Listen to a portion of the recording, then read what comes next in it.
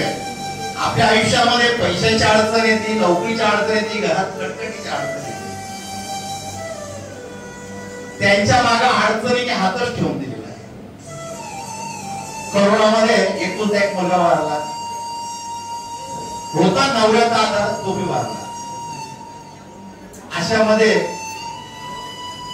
त्यांचं घर होतं दादरला, एका त्यांनी विकलं कमी महाडला निघून जाईल आहे त्या गावी, आणि ते घर विकलं. त्याच एकाने त्यांना फसवलं, ते पैसे पूर्ण घेऊन टाकले आणि त्या महाडला आल्या.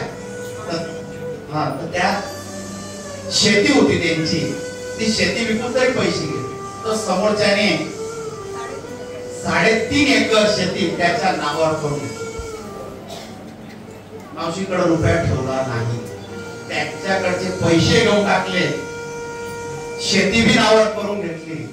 ह्या नराधमांना एवढे सुचत नाही की एका स्त्रीचा श्राप घेऊ नये आयुष्यामध्ये. आज तुम्हाला सुख वाटेल त्यांचं धन घेऊन, पण ते कुठेतरी फेडावंच लागणार आहे, तुम्हाला ते भोग भोगावेच लागणार आहे. आज त्यांच्यावर एवढी वाईट परिस्थिती आणलेली आहे, त्यांना राहायला सुद्धा भाड्याच्या घरात राहावं लागतं, सर्व स्वतःच सोडून. मावशी बोलल्या, मला कोणीच नाही, आता कोणीच नाही, एकटी राहते म्हणे. तर मी दिवाळीमध्ये ही रील स्वामींचं रूप युट्यूबवर बघितलं होतं, त्यापासून माझी इच्छा झाली की स्वामीच आहे. तर मी कायम यायचा प्रयत्न करत होती, पण मी आज आवर्जून स्वामींना भेटण्यासाठी या मठामध्ये एकट्या आल्या. बिचारा त्यांच्या वयाच्या मानाने या आदिवासी भागामध्ये एका कान्या कोपऱ्यामध्ये आपलं प्रति अक्कलकोट त्या ठिकाणी त्या स्वामीच्या दर्शनाला आल्या, म्हणजे त्यांना स्वामीनेच बोलावून घेतलं. तर त्यांनी आता स्वतःला एकटं समजायचं नाही, कारण की त्यांच्या मागे ब्रह्मांड नाही, त्यांच्या पाठीशी उभा आहे. ही स्वामीचा आशीर्वाद,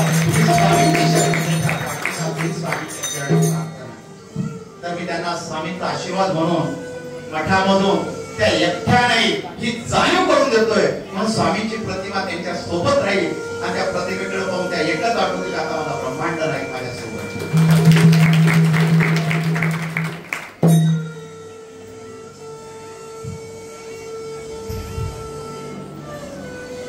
सद्गुरु श्री स्वामी समर्थ महाराज की जय.